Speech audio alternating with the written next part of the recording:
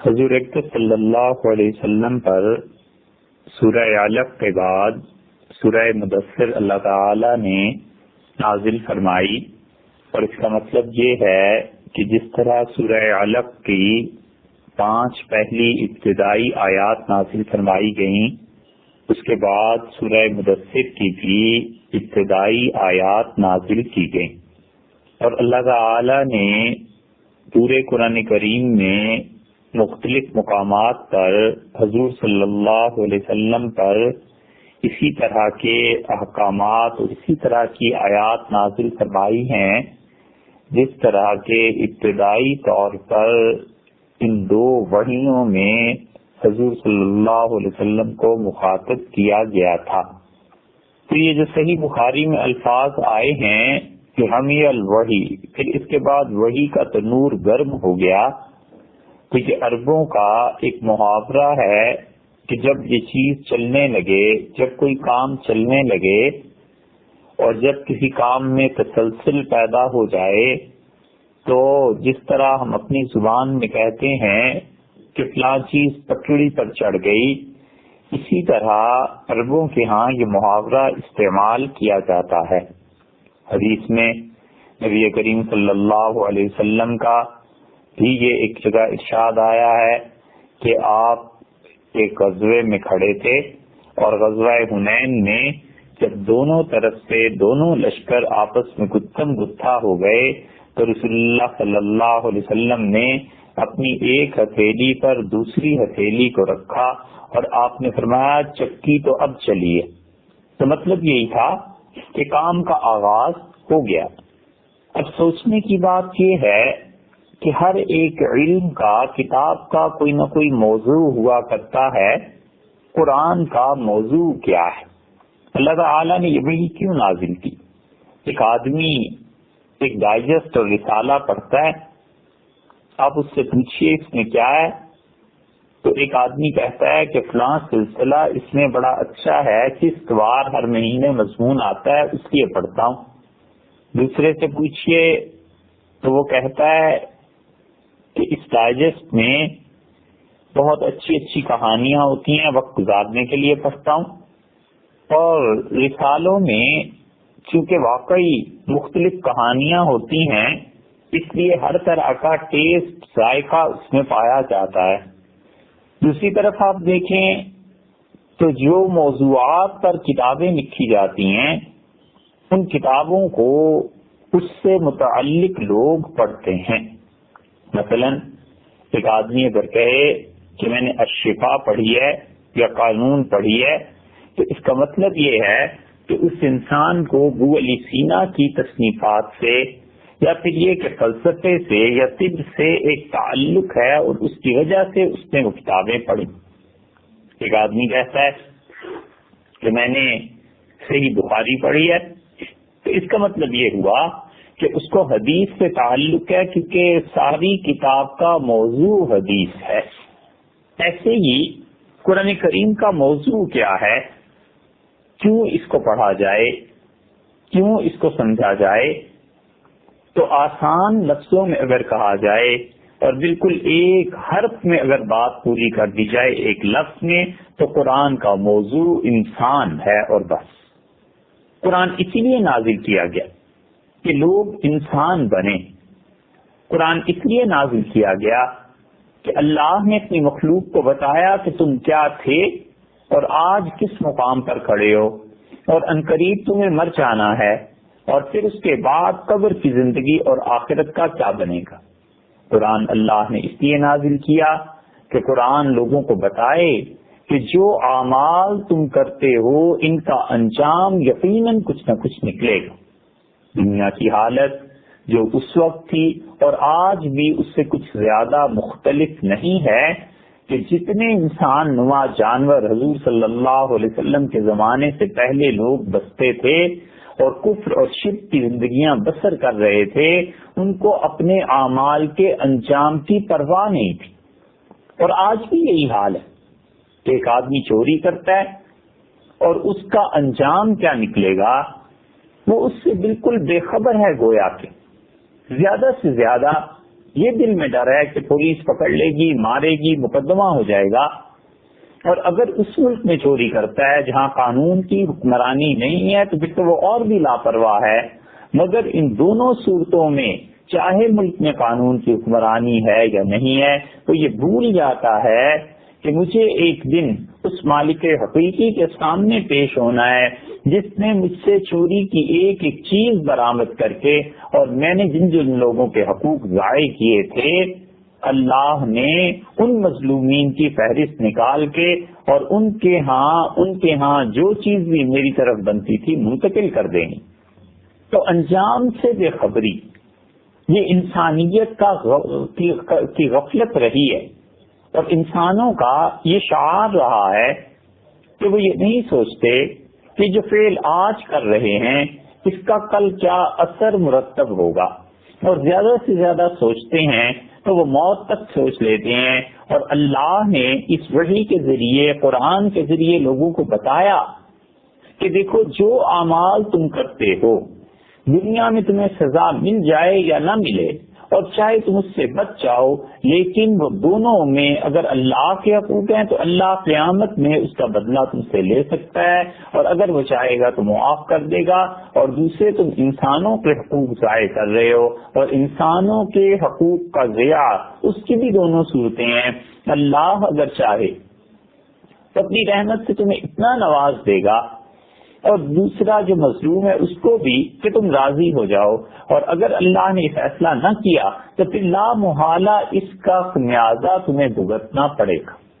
قرآن نے جس طرح اللہ کے متعلق صحیح عقیدہ رکھنے کی، اس کی اطاعت اور فرما برداری کی اور اس کی عبادت کی تعلیم دی ہے، بالکل اسی طرح اس نے بتایا ہے کہ بندوں کے حقوق اور ان کے ساتھ اس نے سلوک، یہ بھی مطالبہ ہے قرآن کا انسانوں سے۔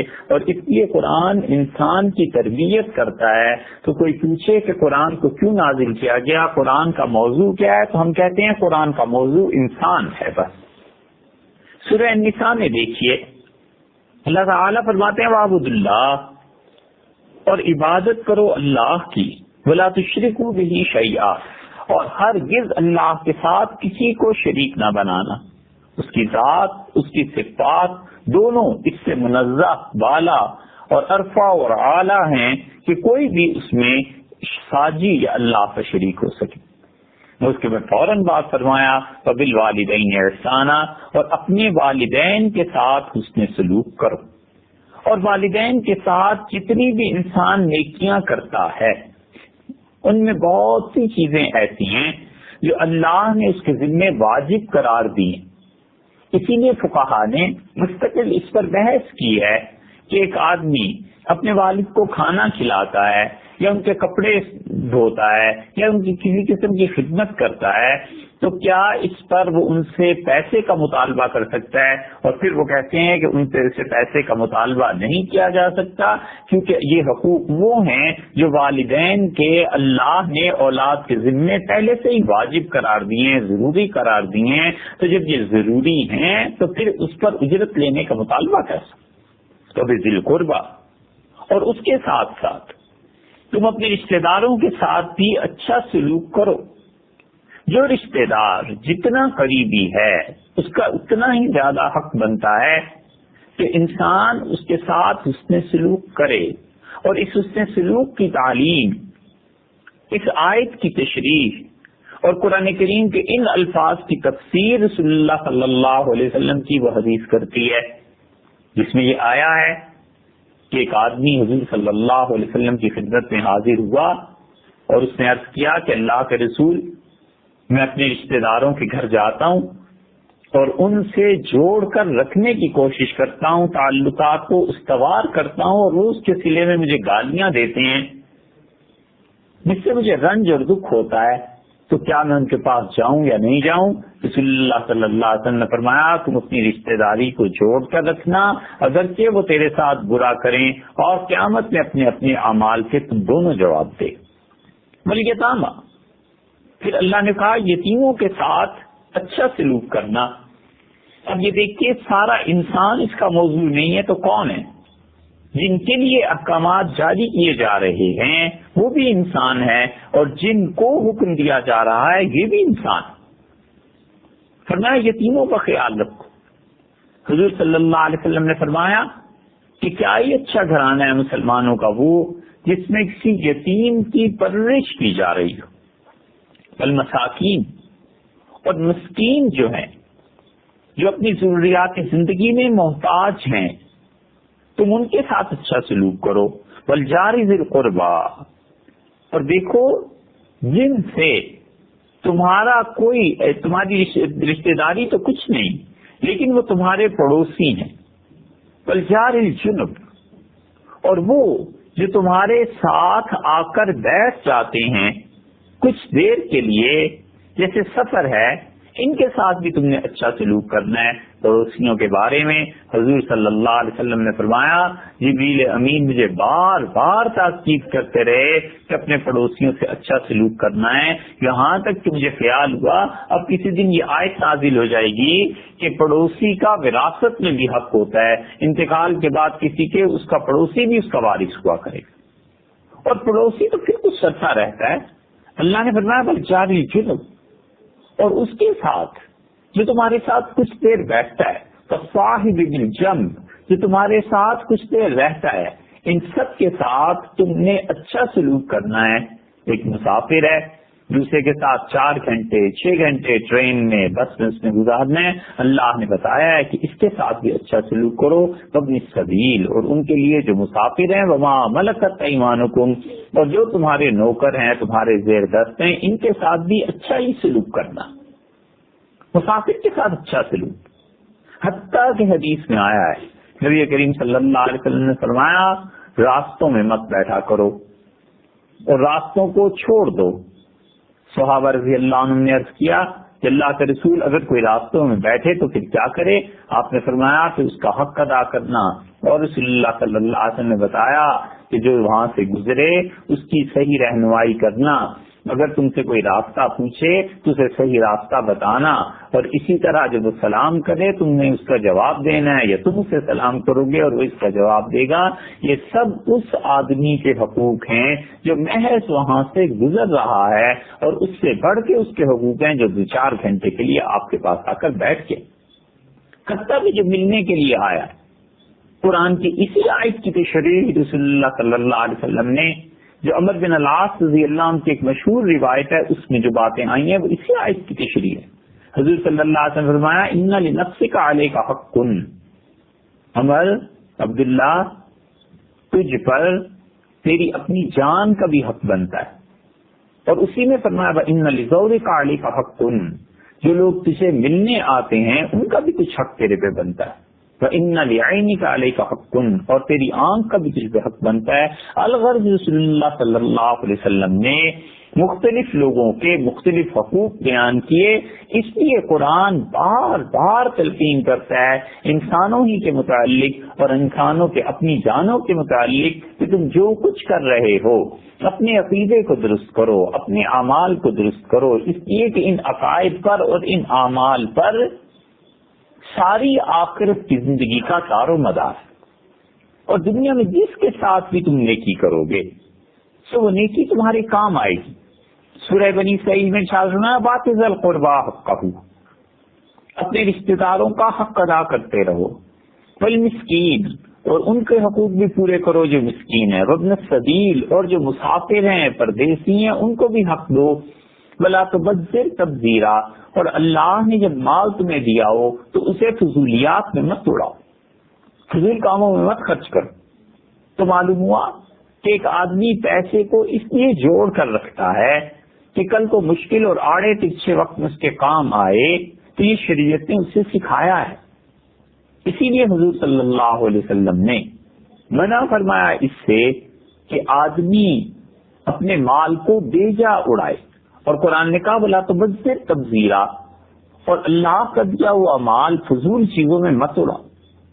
سورہ روم میں ارشاد ہوتا ہے فَآتِ ذِی الْقُرْبَىٰ حَقَّهُ، اور لوگوں جو تمہارے رشتہ دار ہیں ان کا حق ادا کرو، وَالْمِسْکِینَ وَابْنَ السَّبِیلِ، اور ان کے جو مسکین ہیں وابن السبیل، اور وہ جو راستے میں چلنے والے ہیں، مسافر ہیں، ان کے بھی حقوق پورے کرو۔ جس معاشرے میں بھی انسان زندگی بسر کرتا ہے، 20 افراد گلی اور محلے میں رہتے ہیں اور وہ اپنی ضروریات زندگی کے لیے کسی کے سامنے ہاتھ بھی نہیں پھیلا سکتے، اور اپنی سفید پوشی کو، بھرم کو انہوں نے قائم بھی رکھنا ہے، اور دوسری طرف ضروریات زندگی بھی ہیں، بچے ہیں، تعلیم ہے، مرض ہے، دوا ہے، ہزار باتیں ہیں۔ ان سب چیزوں میں سے کیا کرنا ہے؟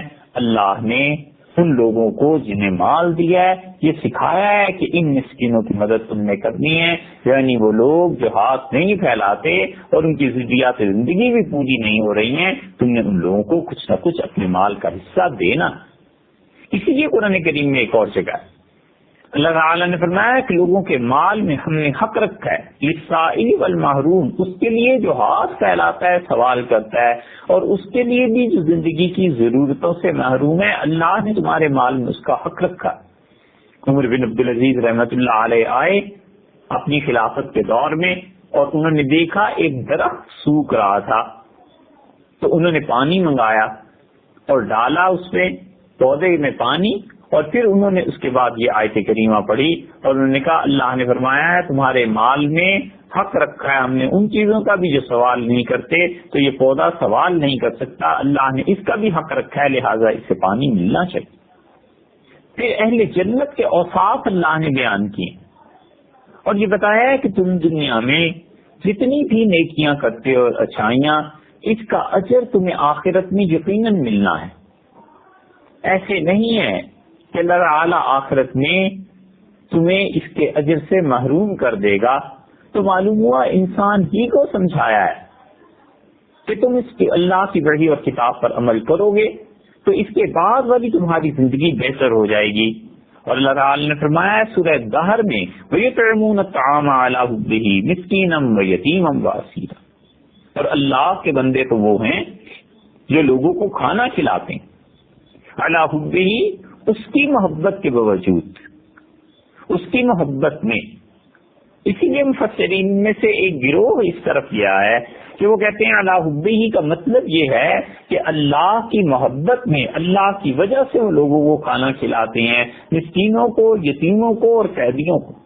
اور ایک تفسیر اس کی یہ کی گئی ہے کہ یطعمون الطعام، وہ لوگوں کو کھانا کھلاتے ہیں علی حبہ، مال اس کی محبت کے باوجود، یعنی مال کی محبت کے باوجود، کہ ان کے دل میں یہ ہوتا ہے کہ پیسے کو خرچ کرنے سے کیا فائدہ، ہم اسے روک کر رکھتے ہیں، لیکن اس مال کی محبت کے باوجود جب انہیں آخرت کی یاد آتی ہے، اللہ کے سامنے جانے کا احساس اور تصور ذہن میں بار بار تازہ ہوتا ہے، وہ کہتے ہیں لوگوں کو کھانا کھلاؤ اس لیے کہ اللہ کے یہاں پہنچ کے اس کا اجر ملے گا۔ جن کو کھانا کھلاتے ہیں مسکینوں کو، یتیموں کو اور قیدیوں کو۔ یہ وہ قیدیوں کے حقوق ہیں جو اللہ نے انسانوں کے ذمے لگائے۔ کمزور طبقے، بچہ جو باپ کی سرپرستی سے محروم ہو گیا، اس کے ساتھ شفقت کا برتاؤ کرنا، اسی طرح وہ قیدی جس کا جرم اللہ ہی جانتا ہے یا نہیں ہے، اور کس قانون اور کس عدالت کے تحت وہ چلا گیا ہے جیل میں، اللہ نے بتایا ہے اسے بھی کھانا کھلانا ہے، اور اللہ کی محبت میں کھانا کھلائے بہت اچھا ہے، اور اگر مال کی محبت کے باوجود کھلاتا ہے تو اس کا مطلب یہ ہے کہ وہ دل پہ جو چوٹ سی پڑتی ہے، دل پہ ہلکی سی کھنچ جو پڑتی ہے کہ پیسہ صرف ہو رہا ہے، تو یہ پیسہ صرف کرنا اس کے تزکیے کا باعث بن جائے گا، اس کا نفس پاک ہو جائے گا، اسی لیے بتایا، اور بغیر کسی مذہب اور ملت کے فرق کے بتایا کہ کوئی غیر مسلم ہے، مسلمان ہے، یتیم بچہ ہے، اور کوئی کافر ہے یا مومن ہے، لیکن اگر وہ اسیر ہے اور قیدی ہے تو تم ان لوگوں کو کھانا کھلا۔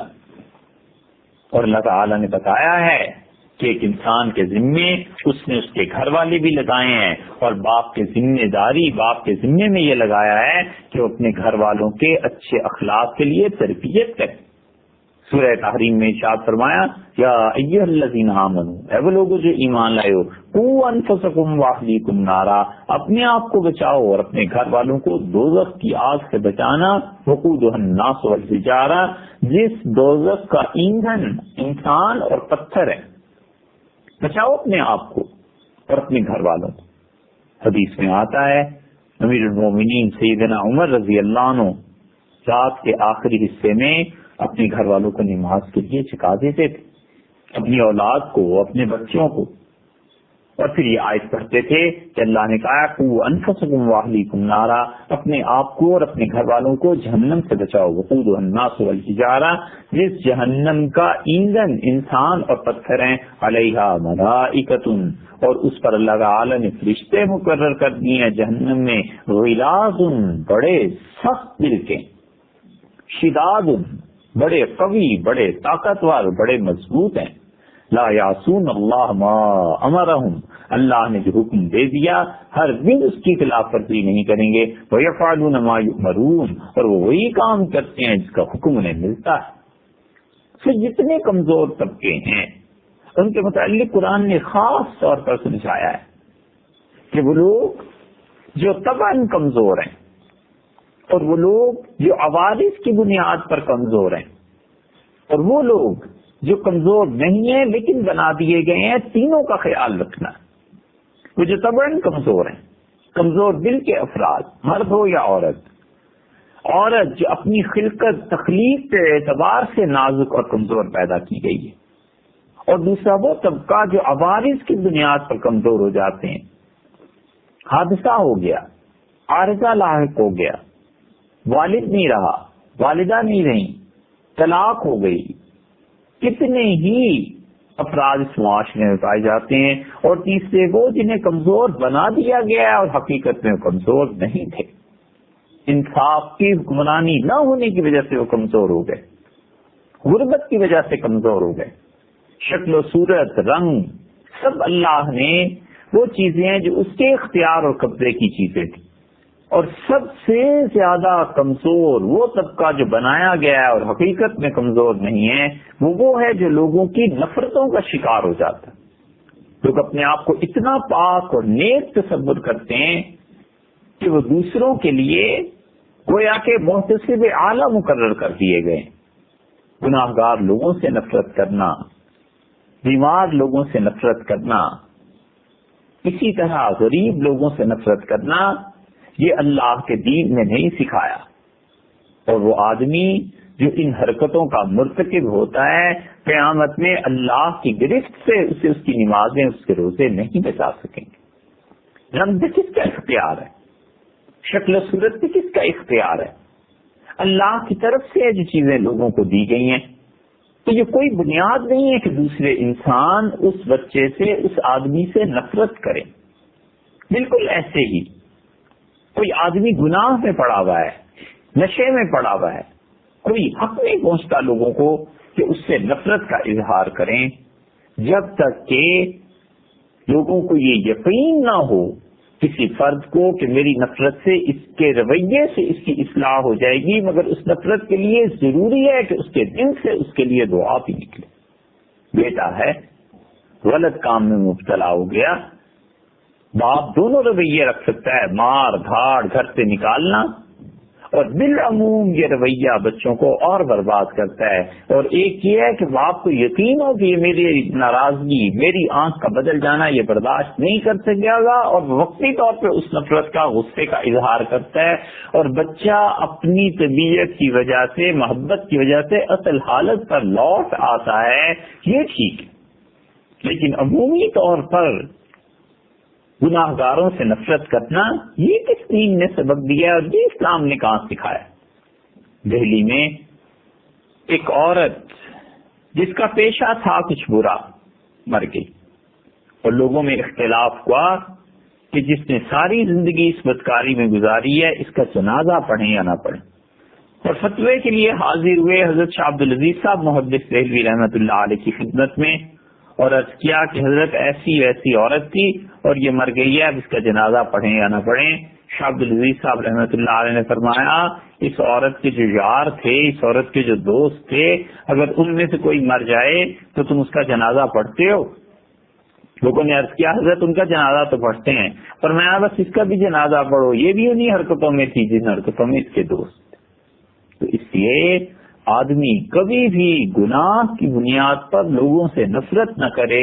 جب بہت ہی زیادہ ضرورت پیش آ جائے نفرت کرنے کی تو اپنے گریبان میں بھی جھانک لے کہ کہیں ایسے تو نہیں کہ یہ کسی ایسے گناہ میں مبتلا ہے جس کی بنیاد جذبات ہیں، اور یہ جذبات سے فارغ ہو کے توبہ تو کر لے گا، اور میں اس سے بدتر چیز میں مبتلا ہوں اور میرے گناہ کی بنیاد حسد ہے، کینہ ہے، بغض ہے، ریاکاری ہے، اور وہ جذبات نہیں ہے، وہ عادت ہے، اور وہ عادت اصلاح سے دور ہوگی، وہ تو وقتی طور پہ توبہ کرنے سے دور نہیں ہوتی.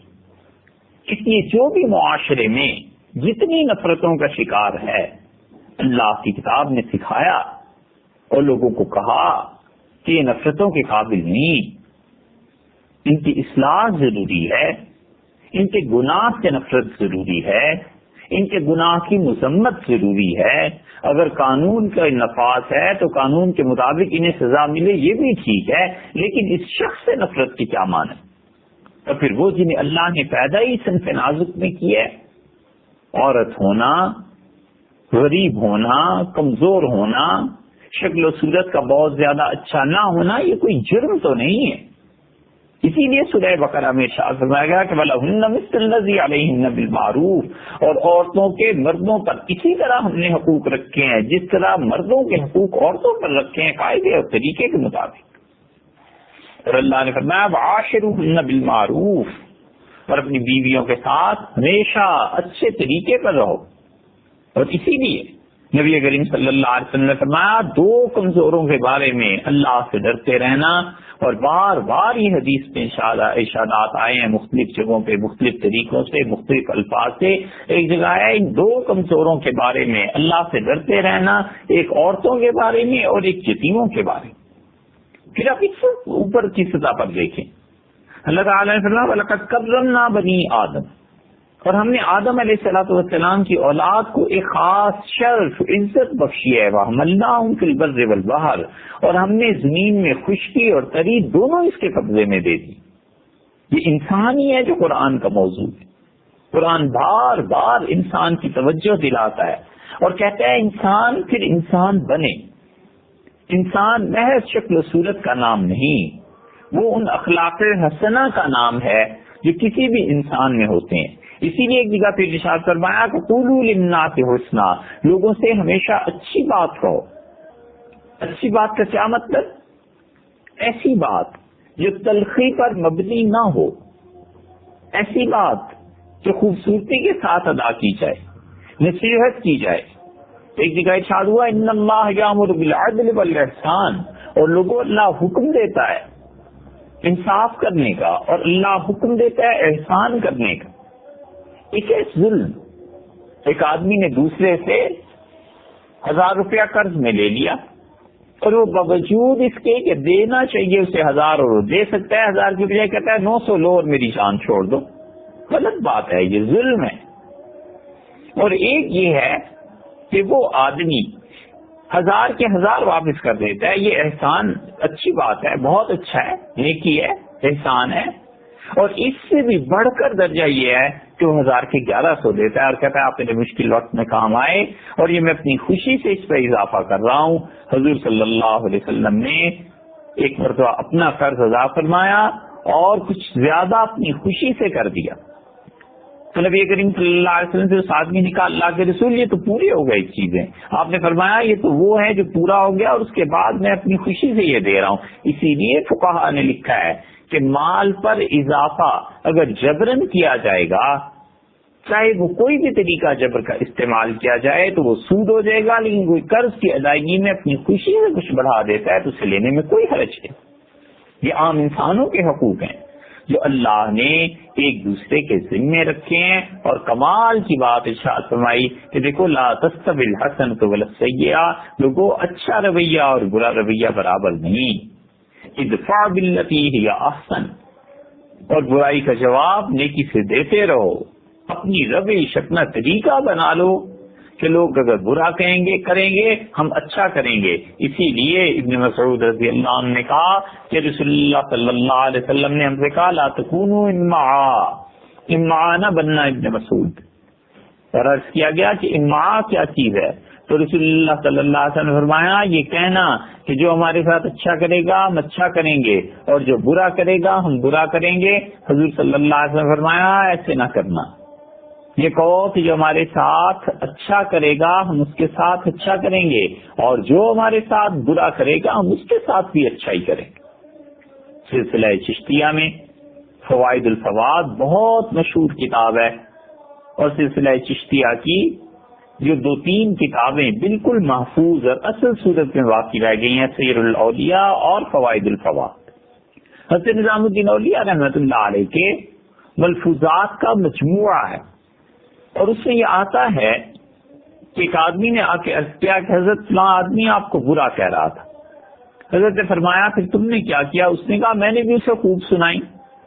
اس نے آپ کو برا کہا میں نے بھی برا کہا.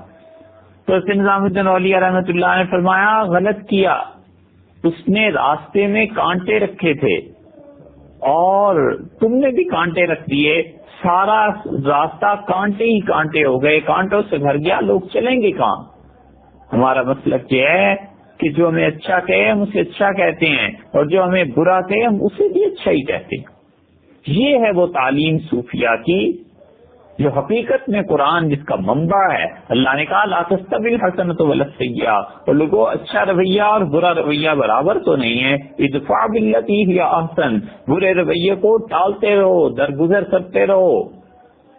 تمہیں چاہیے کہ برائی کا جواب بھی نیکی سے دو. سورہ مومنون میں ارشاد فرمایا ادفع باللتی ہی احسن السیئۃ, برائی کا جواب بھی اچھے رویے سے دیتے رہنا. نحن اعلم بما یصفون, ہمیں خوب معلوم ہے جو کچھ وہ تمہارے متعلق کہتے ہیں.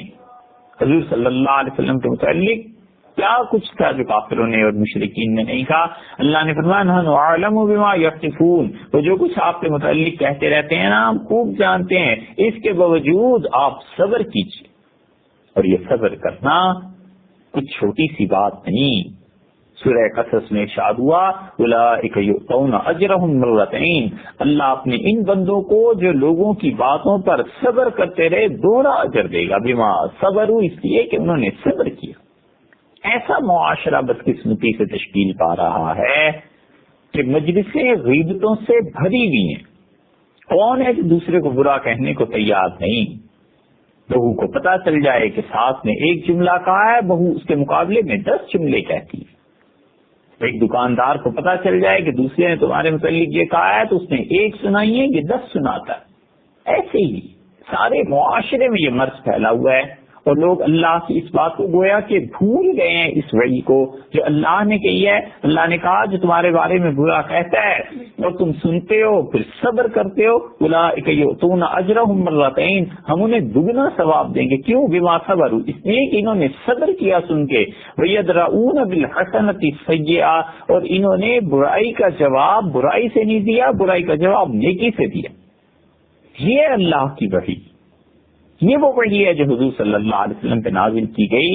آج ہم چونکہ اس وحی سے ناواقف ہیں, پڑھتے نہیں ہیں, قرآن کریم کو کبھی کھول کر نہیں دیکھا, اس لیے ہم نے کیسے انسانی اخلاقیات پیدا ہو سکتے ہیں؟ یہ وہ وحی تھی جس کا ہیرا سے آغاز کیا گیا.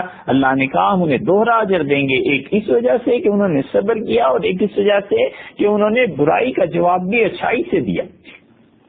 لوگ رسول اللہ صلی اللہ علیہ وسلم سے جھوٹ بولتے تھے, دھوکہ دینے کی کوشش کرتے تھے, حتیٰ کہ خود رسول اللہ صلی اللہ علیہ وسلم کو دھوکہ دے دیا کرتے تھے. اور ان سب باتوں کو اللہ جانتا تھا اور اللہ جانتا ہے. اس کے باوجود ان کو کیا کہا گیا؟ حضور صلی اللہ علیہ وسلم سے ارشاد فرمایا وَلَا تَزَالُ تَطَّلِعُ عَلَىٰ خَائِنَةٍ مِّنْهُمْ, اور آپ برابر ان کی خیانتوں کو پاتے رہیں گے, ان کی خیانتوں کے راز آپ سے افشا ہوتے رہیں گے, آپ کو پتہ چلتا رہے گا, ہم بتاتے رہیں گے کہ آپ کے خلاف کیا کیا حرکتیں یہ کر رہے ہیں. الا قلیلا منہم, بس ان میں سے تھوڑے سے ایسے ہیں جو ٹھیک ہوں گے, باقی تو یہ سب آپ کے خلاف لگے ہوئے ہیں. لیکن آپ کو جب ان کی سازشوں کی اطلاع ملے فاعفوا عنہم, آپ انہیں معاف کر دیجیے. وصفح، ان سے درگزر کیجیے. ان اللہ یحب المحسنین، اللہ ان لوگوں کو پسند کرتا ہے جو احسان والے ہیں. یہ ہے وہ وحی جو رسول اللہ صلی اللہ علیہ وسلم سے نازل ہوئی ہے. اس لیے ہم کہتے ہیں کہ قرآن کا موضوع انسان ہے بس. سورہ مائدہ میں ارشاد ہوا وَلَا يَجْرِمَنَّكُمْ شَنَآنُ قَوْمٍ عَلَىٰ أَلَّا تَعْدِلُوا، لوگوں کسی آدمی کسی قوم کی دشمنی تمہیں اس پہ آمادہ نہ کرے کہ تم اپنے دشمن کے ساتھ بے انصافی کرنے لگ جاؤ. اعدلوا، اپنے دشمن کے ساتھ بھی انصاف کرنا. اس سے بڑی بھی کوئی تعلیم ہو سکتی ہے انصاف کی؟ دوستوں کے ساتھ تو انصاف کرنا ہی کرنا ہے، دوستوں کے ساتھ تو انصاف سے بڑھ کر احسان کرنا ہے. مگر تمہارے دشمن بھی آ جائیں تو اعدلوا، اپنے دشمنوں کے ساتھ بھی انصاف سے کام لو. هو اقرب للتقوی، اور دیکھو تقوی کی بات یہی ہے. تقوی صرف ان عبادات اور مظاہر کا نام نہیں ہے جو اللہ نے فرض کیے، بلا شبہ وہ بھی نیکیاں، اس کی بھی حقارت نہیں کرنی چاہیے. لیکن حقیقی تقوی جو اللہ نے بتایا ہے وہ یہ کہ انسان کا نفس آمادہ ہو کہ اپنے دشمن پر زیادتی کرے، اس کے باوجود رک جائے اور اپنے دشمن سے بھی انصاف کے مطابق بات کرے. اللہ نے کہا وہ اقرب للتقوی، یہ ہے تقوی. یہ قرآن نے انسان کو بنایا ہے اور اللہ تعالی نے بتایا ہے کہ کس طرح خدا کے ساتھ تعلق قائم کرنا ہے، کس طرح اپنے بھائی بندوں کے ساتھ تعلق کو قائم کرنا ہے. اس لیے جب کوئی آدمی خدا کی کتاب کو پڑھتا ہے، اس وحی کو سمجھتا ہے اور وہ انسانوں کے ساتھ اللہ کے معاملے میں اللہ تعالی کے ساتھ جو احکامات ہیں ان کی پیروی کرتا ہے، اپنی عاقبت کو سنوارتا ہے. ان سارے انسانی اعمال کا دار و مدار وہ جذبات ہیں جو انسان میں ہوتے ہیں. کیوں لڑتا اور جھگڑتا ہے اور مارتا ہے؟ ظاہر ہے کہ جب غصہ آتا ہے، غیرت پیدا ہوتی تو اپنا انتقام اور بدلہ لیتا ہے، اور بسا اوقات وہ کبر کی تسکین ہوتی ہے. کسی چیز کا بدلہ نہیں، اپنے عہدے کا ناجائز فائدہ اٹھانا ہے. اور جو ظلم اپنے عہدوں کی وجہ سے ہوتے ہیں اور لوگوں پر اپنی حکمرانی کے جذبے اور کبر کی وجہ سے ہوتے ہیں، وہ ایسے ظلم ہو جاتے ہیں بسا اوقات کہ انسان کا ایمان سلب ہو جاتا ہے. ہمیشہ آدمی کو جن چیزوں پر اختیار حاصل ہو اس میں یہ ڈرتے رہنا چاہیے کہ مجھ پہ جس کا اختیار ہے وہ مجھ سے کہیں زیادہ طاقتور اور مجھ سے کہیں زیادہ اپنے حکم کو نافذ کرنے والا. حضرت ابو مسعود بدری رضی اللہ عنہ یہ بدر میں نہیں تھے، بدر کے رہنے والے تھے، اس لیے انہیں ابو مسعود بدری رضی اللہ عنہ کہا جاتا ہے. حضرت ابو مسعود بدری رضی اللہ عنہ اپنے غلام کو مار رہے تھے اور وہ کہتے ہیں میں اسے مار رہا تھا اور میں نے پیچھے سے آواز سنی، مجھ سے کسی نے کہا کہ ابو مسعود کو پتہ ہونا چاہیے کہ اللہ ابو مسعود سے زیادہ طاقت رکھتا ہے. تو میں نے مڑ کے جو دیکھا تو حضور صلی اللہ علیہ وسلم کھڑے تھے. میں نے کہا اللہ کے رسول یہ ایسے نالائق ہیں، بات نہیں مانتے اور مجھے اس پر غصہ آتا ہے. تو رسول اللہ صلی اللہ علیہ وسلم ابو مسعود اپنے غصے کو قابو میں رکھو. میں نے عرض کیا اللہ کے رسول مجھ سے قابو میں نہیں ہوتا، پھر کیا کروں؟ تو رسول اللہ صلی اللہ علیہ وسلم پھر تو ابو مسعود میں تمہارے لیے یہی مناسب سمجھتا ہوں کہ تم اپنے غلاموں کو آزاد کر دو. یہ وہ چیز ہے جو اللہ نے قرآن میں بھی بتائی ہے اور اللہ تعالی نے حضور صلی اللہ علیہ وسلم کے ذریعے سے بھی یہی تعلیم دی ہے. اللہ تعالیٰ نے قرآن کریم میں کہا ہے کہ اگر تم ایک بیوی سے بھی عدل اور انصاف نہیں کر سکتے تو پھر تم شادی مت کرو. وہ کوئی اتنا آسان کھیل بچوں کا نہیں ہے، اس کے ساتھ بھی انصاف ضروری ہے، عدل ضروری ہے. اور اگر تمہیں خوف ہو کہ تم عدل نہیں کر سکو گے ایک سے زیادہ میں تو پھر ایک، اور ایک سے بھی اگر اس کے حقوق پورے نہیں ہوتے تو پھر صبر کرو. اسی لیے رسول اللہ صلی اللہ علیہ وسلم پھر تو فرمایا میں تمہارے لیے اس سے زیادہ بہتر کوئی چیز نہیں سمجھتا کہ تم ان کو آزاد کر دو، اور ابو مسعود رضی اللہ عنہ اپنے غلام آزاد کر دیں. تو انسان کے جتنے بھی جذبات ہیں وہ اس کے اچھے یا برے اعمال کی اصل میں کنجی، چابی اور حقیقت ہے. اسی لیے قرآن بار بار انسانوں پر زور دیتا ہے کہ وہ اپنے جذبات، اپنی سوچ اس کو درست کریں. جن اخلاقیات پر بہت زور دیا ہے قرآن نے، ان میں بڑا مقام صبر کا ہے. ہمارے ہاں غلطی سے یہ مفہوم سمجھ لیا جاتا ہے کہ جو مصیبت آ جائے اس کو سہ لیا جائے اور اس پر کوئی شکوہ اور شکایت نہ ہو، بس یہ صبر ہے. موت آ گئی، بیماری آ گئی، تنگ دستی آ گئی، اسی طرح کسی نے ظلم کر دیا، اس کا انتقام نہ لیا جائے، یہ سب صبر ہے. لیکن قرآن صبر کے اس سے کہیں زیادہ وسیع معنی بتاتا ہے. قرآن کہتا ہے کہ کسی عظیم مقصد کے لیے، اللہ کی رضا حاصل کرنے کے لیے، آخرت میں ثواب کے لیے، دنیا میں نیکی پھیلانے کے لیے، برائیوں کو مٹانے کے لیے، لوگوں کی راحت اور انسانیت کی خدمت کے لیے، جو صدمے، تکالیف، ناگواریاں تمہیں لوگوں سے پہنچتی ہیں، ان کو برداشت کرنے کے باوجود اپنے مشن سے نہ ہٹنا، جمے رہنا، نیکی کے راستے پہ چلتے رہنا، لوگوں کی خدمت کرتے رہنا، یہ ہے صبر. اور اللہ کی اس راہ میں جتنی بھی مصائب اور تکالیف برداشت کرنی پڑے، دو طریقے سے مدد مانگو. ایک صبر کرو اور دوسرے نماز کے ذریعے. اسی لیے ارشاد ہوا یا ایھا الذین آمنوا استعینوا بالصبر والصلاۃ، اے ایمان والو اللہ سے مدد طلب کرو صبر کر کے اور نماز پڑھ کے. ان اللہ مع الصابرین، اللہ تعالیٰ ان کے ساتھ ہے جو صبر کرتے ہیں. اسی لیے جن علماء اخلاقیات نے صبر کو شکر پر ترجیح دی ہے، وہ ایک یہ آیت بھی لکھتے ہیں، وہ کہتے ہیں ان اللہ مع الصابرین، اللہ نے فرمایا اللہ ان کے ساتھ ہے جو صبر کرتے ہیں. اللہ نے یہ نہیں کہا کہ میں ان کے ساتھ ہوں جو شکر کرتے ہیں. لیکن اس کے باوجود اصل نیکی شکر ہے. فرعون کے مظالم تھے، حضرت موسیٰ علیہ السلام تھے، انہوں نے کہا استعینوا باللہ، لوگوں اللہ سے صبر طلب کرو، اللہ سے مدد مانگو صبر کے ذریعے سے. صبر کو اپنا شعار بناؤ، یعنی مضبوطی سے جو حق بات میں تمہیں بتا رہا ہوں اس پر جمے رہو. اس راہ میں جتنی بھی تکالیف آئیں ان کو برداشت کر لو، اپنے مقصد سے نہیں ہٹیں گے اور تکالیف کو برداشت کریں گے. وَاصْبِرُوا إِنَّ الْأَرْضَ لِلَّهِ يُورِثُهَا مَن يَشَاءُ مِنْ عِبَادِهِ، اور صبر کرتے رہو، زمین اللہ کی ہے، فرعون کی نہیں ہے، اور اللہ اپنی زمین پہ اپنے بندوں میں سے جس کو چاہتا ہے وارث بناتا ہے.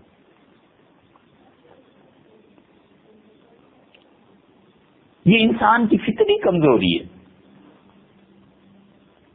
کہ وہ اپنے مقصد کے لیے جب کسی کام پر ڈٹ جاتا ہے تو اس راہ میں مسلسل تکالیف اٹھانے اور مصائب کو سہنے کی وجہ سے ہمت مدھم پڑتی چلی جاتی ہے. اور پھر وہ دیکھتا ہے کہ میں نے اپنی زندگی جوانی کے کئی سال اس کام اور محنت میں لگا دیے اور کوئی پھل میرے سامنے نہیں آ رہا، اور پھر مایوسی طاری ہونا شروع ہوتی ہے اور ہمت ٹوٹنے لگتی ہے. اللہ اس موقع پہ اپنے بندوں کو تھام لیتا ہے اور کہتا ہے وَاصْبِرْ، اور صبر کرو، فَإِنَّ اللَّهَ لَا يُضِيعُ أَجْرَ الْمُحْسِنِينَ، اللہ نیکی کے کام کرنے والے کے اجر کو بھلا ضائع کرتا ہے. جلد یا بدیر تم نے جو نیکیاں کی ہیں ہم اس کا صلہ ضرور دیں گے. سورہ نحل میں ارشاد ہوا وَاصْبِرْ وَمَا صَبْرُكَ إِلَّا بِاللَّهِ، اور صبر اختیار کیجیے اور یاد رکھیے یہ صبر کرنا بھی اللہ کی مدد سے ہے، اللہ کی توفیق سے. اللہ نے انسانوں میں جو عزم اور ارادے کی قوت رکھی ہے، جب آدمی اس سے کام لے اور اپنی ہمت کو استعمال کرے تو پھر وہ منظر سامنے آ جاتا ہے کہ وَاصْبِرْ وَمَا صَبْرُكَ إِلَّا بِاللَّهِ، صبر اختیار کرو، اور صبر کرنا اللہ کی توفیق سے ہے. اللہ تعالیٰ صبر کی توفیق دیتا ہے. اسی لیے جن لوگوں کو زندگی میں جتنی تکالیف، مصائب، پریشانیوں کا سامنا کرنا پڑتا ہے اور اس کی وجہ سے انہیں صبر کرنا پڑتا ہے، چاہے وہ صبر اپنے اختیار سے کریں یا مجبوری کے طور پر کریں، وہ صبر خوشی سے کریں یا ناراضگی سے کریں، وہ صبر پہ راضی ہوں یا نہ ہوں، اس صبر کا بہرحال انہیں فائدہ پہنچے گا۔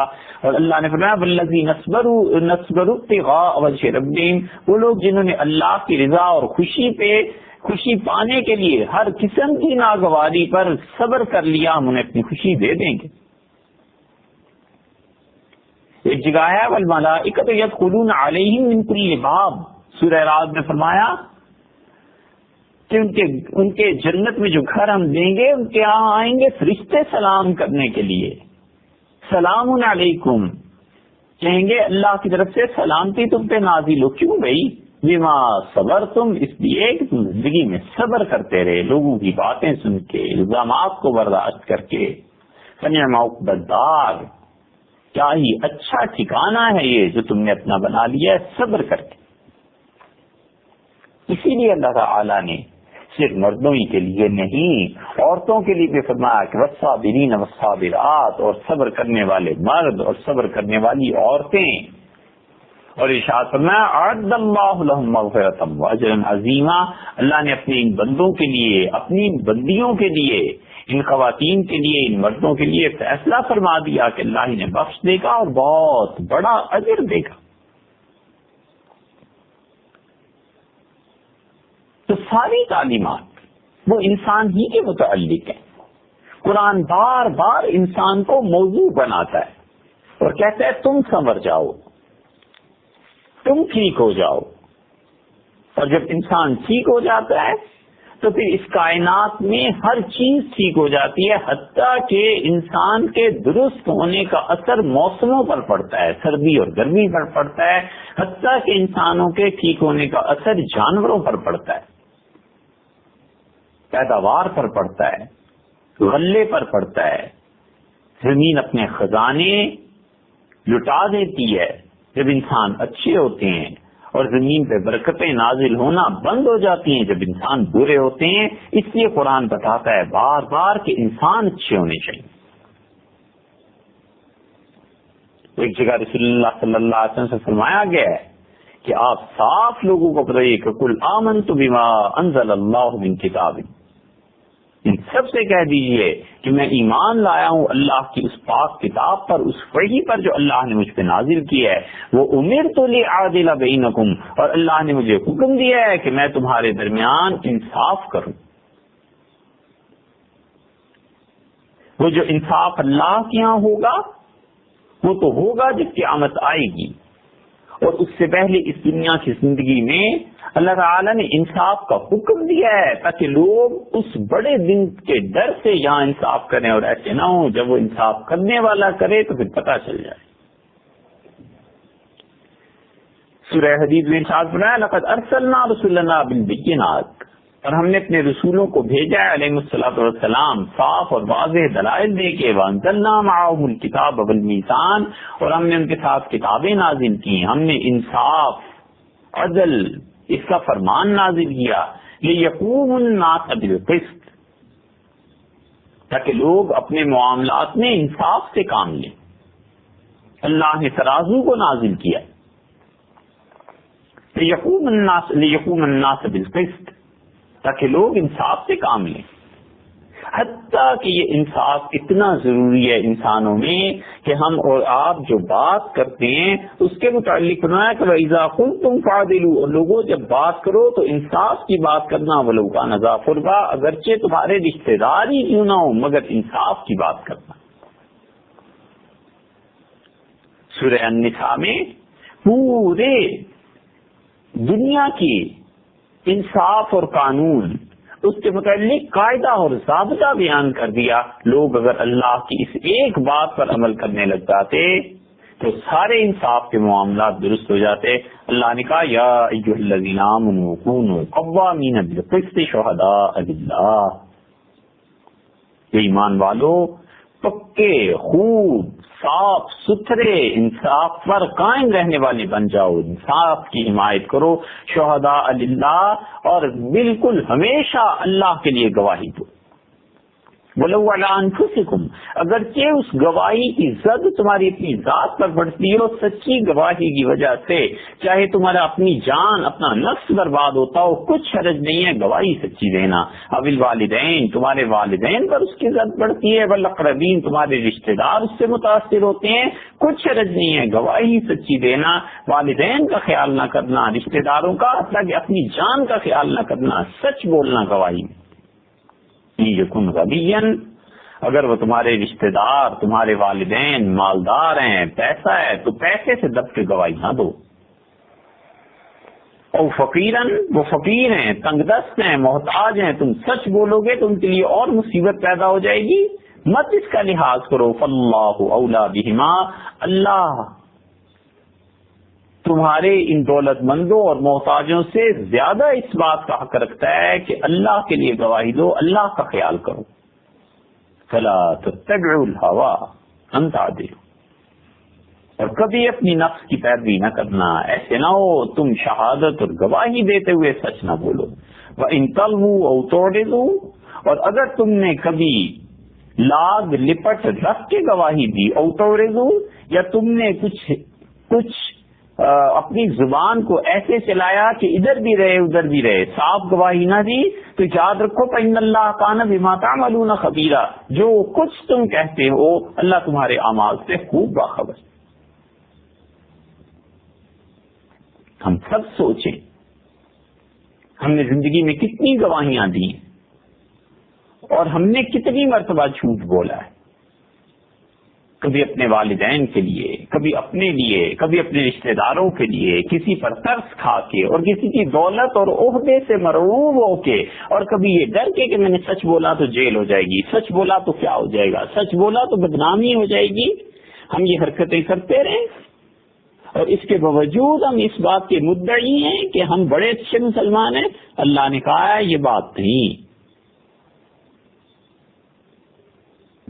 اسی لیے فقہا اپنی اصطلاح میں اسے کہتے ہیں یمین غموس، ایسی جھوٹی شہادت جو ڈبو دے، بیڑا غرق کر دے، برباد کر دے انسان کی دنیا اور آخرت. سورہ مائدہ میں ارشاد ہوا یا ایھا الذین آمنوا کونوا قوامین للہ شہداء بالقسط، ایمان والو کھڑے ہو جاؤ اللہ کے لیے، خدا لگتی بات کہنا، عدل اور انصاف کی بات کہنا، کبھی بھی جھوٹی گواہی نہ دیں. اس ایک چیز پر اگر مسلمان اپنے معاشرے میں عمل کر لیتے اور انسانیت کا یہ رخ اختیار کر لیتے تو سینکڑوں مظالم اور بے انصافیاں خود ہی ختم ہو جاتی. اور آج حال یہ ہے کہ اس وحی کو اول تو پڑھتے نہیں، اور جو پڑھنے والے ہیں وہ بھی، اور جو پڑھ کے سمجھنے والے ہیں وہ بھی، ان کے ہاں خال لوگ وہ ملتے ہیں جو شہادت میں سچائی پر مبنی بات کہتے ہیں، جو مبنی پر شہادت ہو. ایسے نہیں رہا. اس کی وجہ یہ ہے کہ اس وحی سے پہلو تہی ہے. قرآن کا جو اصل موضوع ہے وہ انسان ہے. قرآن کہتا ہے انسان کی عاقبت سنورے، انسان کی دنیا سنورے. مال کی جو نامنصفانہ تقسیم ہے قرآن اس کے خلاف بولتا ہے.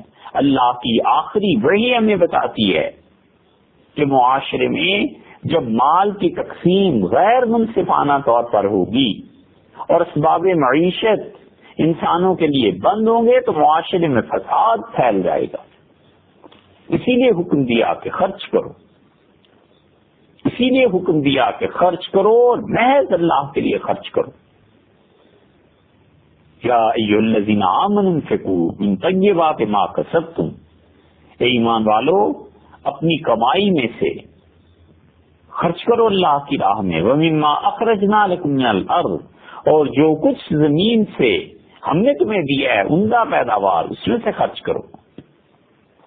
ولا تیمموا الخبیث منہ، اور دیکھو جان بوجھ کر سوچ سمجھ کر ردی اور خراب چیزیں خرچ نہیں کرنا. وَلَسْتُمْ بِآخِذِيهِ إِلَّا أَن تُغْمِضُوا فِيهِ، اور وہ ایسی خراب چیزیں ہیں کہ اگر کوئی تمہیں ایسی چیز دے تو تم بس آنکھیں بند کر کے لے لو تو لے لو، ورنہ تم لینے والے نہیں ہو. ایسی بیکار چیزوں کو اللہ کو دیتے ہو، مت دو ایسی چیزیں اللہ کو، اچھی چیزیں اللہ کی راہ میں بھی خرچ کرو.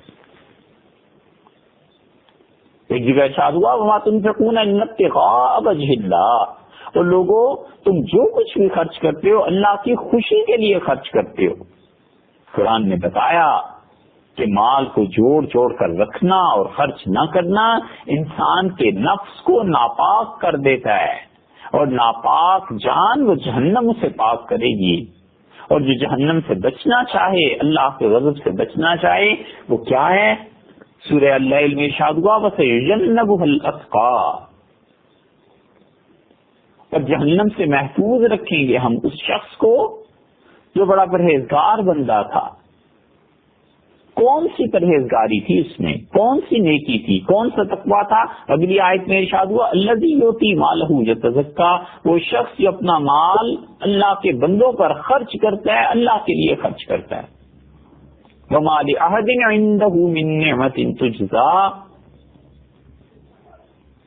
اور یہ بات نہیں ہے کہ اس پر کسی کا احسان ہو اور احسان اتارنے کی غرض سے وہ خرچ کر رہا ہو کہ مجھ پہ فلاں نے خرچ کیا تھا لہذا آج میں بھی خرچ کر دوں. اللہ نے کہا یہ بات نہیں، بات یہ ہے کہ وہ ہمیں خوش کرنے کے لیے خرچ کرتا ہے. وہ اس لیے خرچ کرتا ہے کہ لوگوں کی مشکلات اور مسائل دور ہوں اور ہم اس سے خوش ہوں گے.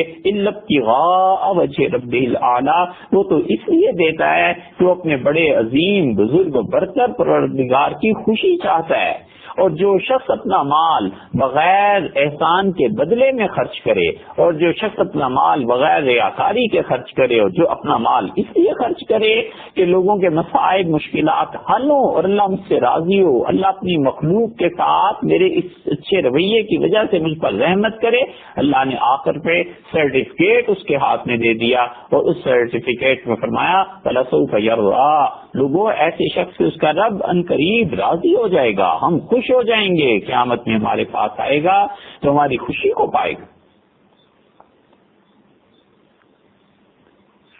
اس سے معلوم ہوا کہ اصل میں انسان موضوع ہے قرآن کا. اللہ تعالی نے بتایا کہ وہ انسان اپنے نفس کو پاک کرتا ہے مال خرچ کر کے، اور جو بخل کرتا ہے، جو اپنے پیسے کو جوڑ کر رکھتا ہے، ایک تو ہے اس لیے رکھنا کہ ضروریات زندگی میں کام آئے، ٹھیک ہے، ایک ضروریات زندگی سے بھی زیادہ بڑھا چڑھا کر، اور پھر اس میں سے زکوٰۃ بھی نہ دینا، اس میں سے جو ضروری مواقع اللہ کی راہ میں خرچ کرنے ہیں پہ نہ خرچ کرنا. اللہ نے کہا وَلَا يَحْسَبَنَّ الَّذِينَ يَبْخَلُونَ بِمَا آتَاهُمُ اللَّهُ مِنْ فَضْلِهِ، جو لوگ مال خرچ نہیں کرتے اللہ کی راہ میں، وہ مال جو اللہ نے اپنے فضل اور مہربانی سے انہیں دیا ہے وہ کیا سمجھتے ہیں کہ وہ خیر اللہ، وہ ان کے لیے اچھی بات ہے پیسے کا جوڑنا، بل هو شر لہم، یہ پیسہ جس میں سے زکوٰۃ نہ دی جائے، جس میں سے جو ضروریات شریعت نے متعین کی ہیں ان ضروریات کو نہ ادا کیا جائے، فطرانہ ہے، صدقہ ہے، خراج ہے، عشر ہے، اپنی اولاد کی تعلیم و تربیت کے لیے خرچ کرنا ہے. الغرض کتنے ہی مواقع ہیں جہاں پر خرچ کرنا فرض اور واجب کے درجے میں، جو لوگ خرچ نہیں کریں گے سَيُطَوَّقُونَ مَا بَخِلُوا بِهِ يَوْمَ الْقِيَامَةِ، اللہ نے کہا ان کا یہ طرز عمل انہیں کہاں پہنچائے گا؟ قیامت کے دن ان کے گلے میں وہ مال توق بنا کر ڈال دیا جائے گا. ایسے جیسے قیدی کے گلے میں زنجیریں ڈال دیتے ہیں، ایسے یہ مال زنجیر بن کے گلے میں آ جائے گا. اور حضور صلی اللہ علیہ وسلم نے جو ارشاد فرمایا وہ تو بہت سخت ہے. نبی کریم صلی اللہ علیہ وسلم نے فرمایا سانپ اس کے گلے میں اس مال کا بنا کر ڈال دیا جائے گا اور اسے سانپ ڈسے گا اور یہ پریشان ہو جائے گا، اس سانپ کو دیکھ کے چیخے گا اور وہ سانپ کہے گا کہ میں تو وہی مال ہوں جو دنیا میں تم نے جوڑ کر رکھا تھا. یہ ہے معاشرے میں نامنصفانہ دولت کی تقسیم، جس کی وجہ سے ہزاروں جرائم پیدا ہوتے ہیں. اور اگر وہ تمام جرائم کی اصل نہیں ہے تو اس سے کم بھی نہیں. سینکڑوں بربادیاں اور سینکڑوں برائیاں اس نامنصفانہ تقسیم کی وجہ سے جنم دیتی ہیں معاشرے میں. اللہ نے یہ بتایا ہے قرآن میں اس آخری وحی میں